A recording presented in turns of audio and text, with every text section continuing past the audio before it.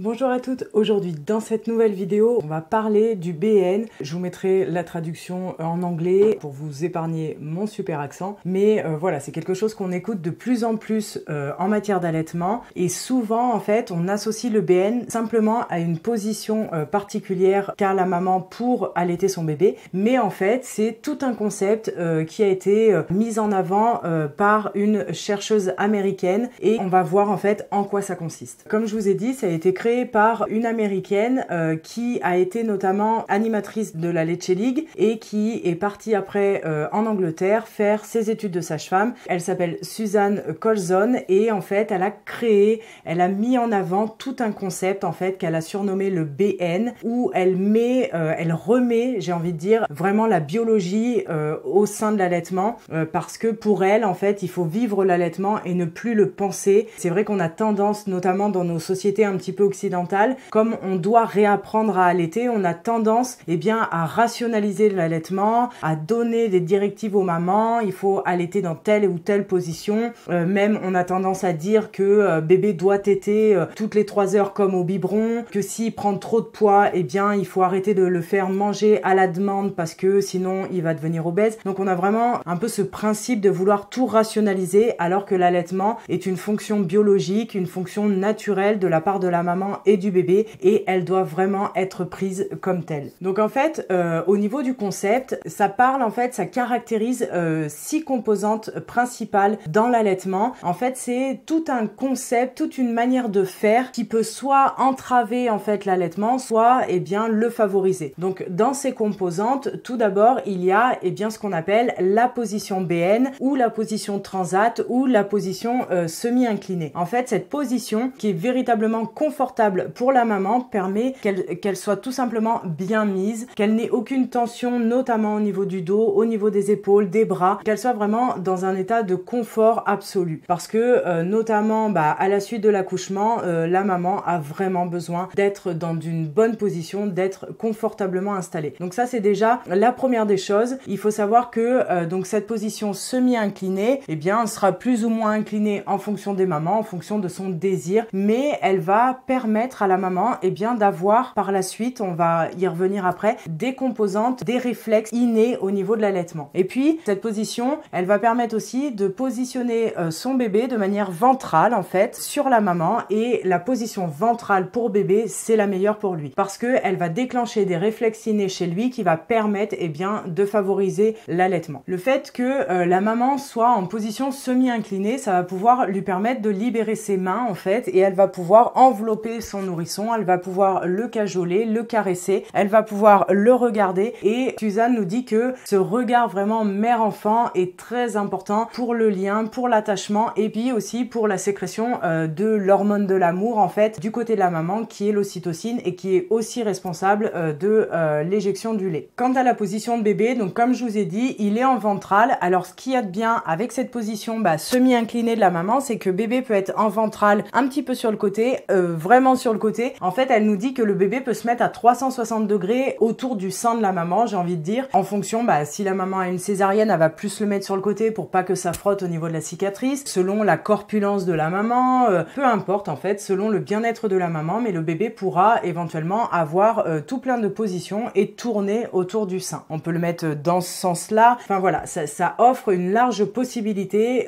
pour positionner le bébé, mais ce qu'il faut savoir, c'est que le bébé va être en appui total sur maman, on va lui servir de coussin et ça va lui permettre en fait d'avoir les pieds qui sont contre nos cuisses à nous et qui va lui permettre après de déclencher des réflexes pour pouvoir téter plus facilement. C'est une position en fait que bébé apprécie énormément, qui vraiment lui rend un peu toute sa sérénité et l'aide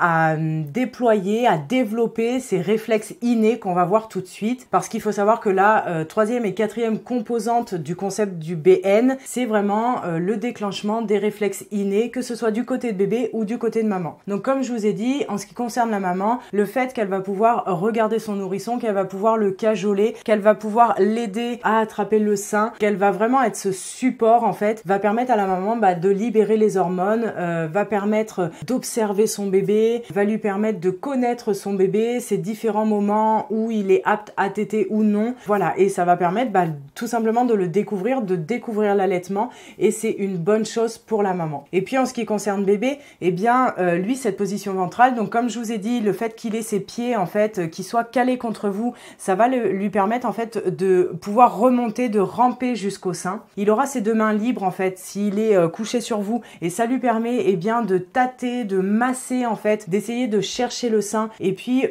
cette fonction un petit peu de massage comme les petites pattes de chat comme ça sur les seins à maman va permettre en fait la libération aussi d'ocytocine et donc la libération du lait. Donc tout ça en fait c'est des comportements, des réflexes innés qu'a le bébé, qu'a la maman, et du coup quand ils sont mis en évidence, quand ils sont libérés, ils vont pouvoir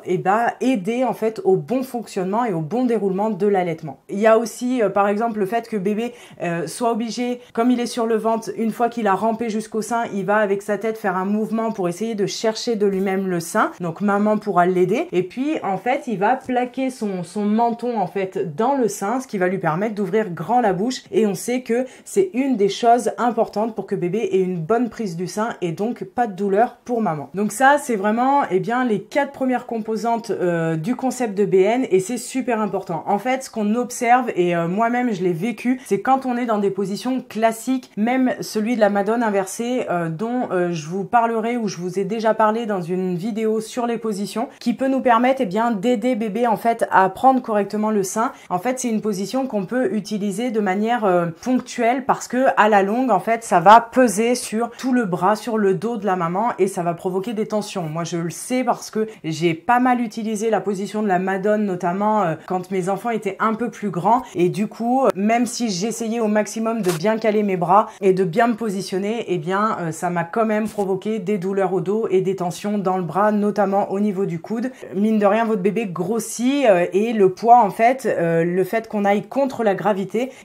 toutes ces positions là ne favorisent pas en fait le bien-être de la maman et également le bien-être de bébé, parce que souvent le bébé c'est pas une position naturelle pour lui. Par exemple en position de la Madone, il a ses petits pieds dans l'air, il est bloqué au niveau d'un bras, donc il peut pas faire ce petit fouissement, ces petites choses avec ses mains. Et des fois aussi on observe des bébés qui se décrochent du sein, et donc on dit tiens mon bébé il refuse, ou j'ai pas assez de lait, ou il aime pas, parce qu'il va se rejeter du sein, il va le reprendre parce que tout simplement en fait c'est pas une position qui est idéale pour lui, et il peut peiner en fait à rester accroché au sein dans des positions dites classiques. Donc vraiment pour en revenir aux réflexes, ces réflexes vraiment innés de la part de bébé et de maman vont vraiment favoriser en fait l'allaitement, vont vraiment déclencher que ce soit du côté de bébé ou du côté de maman des bonnes choses en fait pour un allaitement en fait épanouissant et réussi. Et puis il y a les 2 dernières composantes du concept du BN qui sont les différents états d'éveil de la maman et de bébé. Il faut savoir que bébé a plusieurs états d'endormissement, de sommeil et donc d'éveil, et souvent en fait les mamans attendent, parce que dans notre société occidentale c'est un peu comme ça, on pose bébé dans son berceau et puis quand bébé se réveille et qu'il pleure, c'est qu'il a faim, donc on le met au sein ou on lui donne le biberon, et souvent c'est un peu galère parce que bébé est déjà un peu trop agité, un peu trop énervé et il a du mal à téter. On conseille souvent d'attendre les tout premiers signes d'éveil pour mettre bébé au sein, mais dans le concept du BN en fait on peut même donner le sein pendant que bébé est encore endormi, je dirais, en phase un peu de sommeil léger ou de début d'éveil. En fait, le concept du BN fait que le fait que maman soit en contact permanent avec son enfant, parce que ce n'est pas seulement une manière de nourrir ton enfant, mais aussi de le garder sur toi, proche de toi. Le fait que ton enfant va être lové contre toi, il peut par exemple s'endormir, et à la fin entre guillemets de sa sieste, ou quand il commence à se réveiller, ou quand seulement il est encore en sommeil très léger, que vous voyez des petits signes au niveau de ses yeux qui commencent légèrement à s'agiter, à faire des mouvements, de légers mouvements, ou la respiration aussi qui va changer, s'il est contre sa maman, il va pouvoir, sans même ouvrir les yeux, sans même se réveiller totalement, pouvoir accéder au sein et reprendre le sein et téter. Et en fait, c'est souvent dans cet état-là que le bébé est le mieux disposé à téter le sein de maman. Ça permet vraiment à la maman et au bébé d'être détendu et de pouvoir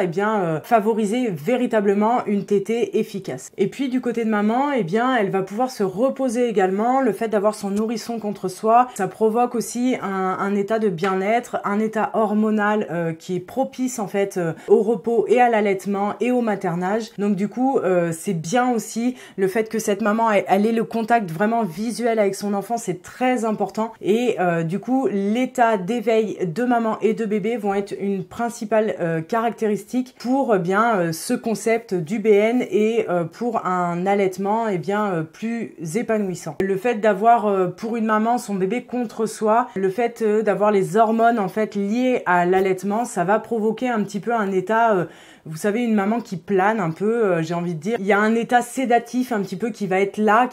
et la maman va se concentrer en fait que sur son nourrisson. Tout le reste autour n'a pas vraiment d'importance pour elle et c'est tant mieux. Et elle peut vraiment se consacrer à son bébé entièrement. Elle va apprendre à le découvrir, elle va apprendre à découvrir justement les signes d'éveil, etc. Et ça permet vraiment d'avoir des bébés qui sont bien plus apaisés, qui ne pleurent pas et des mamans qui sont bien plus détendues. Moi, c'est ce que j'ai vécu dans mes allaitements. J'ai jamais écouté mon nourrisson, ne serait-ce qu'à la maternité, pleurer parce que justement, comme je l'avais toujours près de moi, j'ai jamais réfléchi à quand est-ce qu'il avait déjà tété, combien de temps, Non, en fait, j'avais mon bébé sur moi et quand il prenait le sein et après il se rendormait et en fait après il pouvait reprendre le sein comme il voulait et donc le bébé n'était jamais en manque entre guillemets, il avait toujours ses besoins qui étaient anticipés et en fait ça fait un bébé qui est tout simplement bien plus épanoui, bien plus détendu, j'ai envie de dire, et du coup ça permet à vous-même de vous reposer et d'être bien plus apaisé également, parce que il y a rien de plus stressant pour une maman, notamment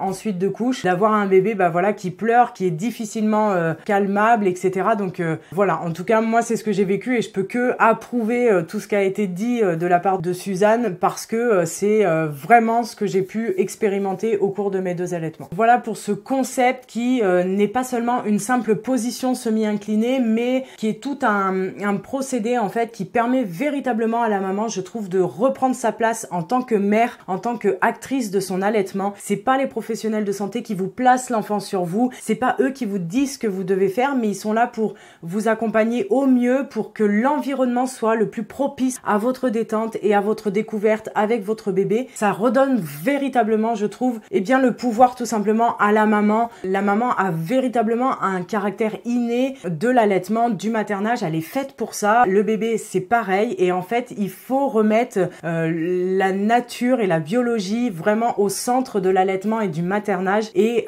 ça, c'est vraiment ce qu'elle a voulu mettre en avant dans toutes ses recherches, et c'est ce qu'elle a trouvé, du moins, dans toutes ses recherches. Donc, si vous êtes bilingue, je vous encourage, elle a écrit beaucoup d'articles, notamment durant toutes ses recherches sur le sujet, donc je vous encourage à aller les lire si ça vous intéresse. Elle a également écrit un livre sur ce concept qui est disponible, il me semble, en français sur le site de la LLL. En tout cas, j'ai essayé de balayer un petit peu ce concept. Je sais que j'ai oublié des choses, mais c'était véritablement pour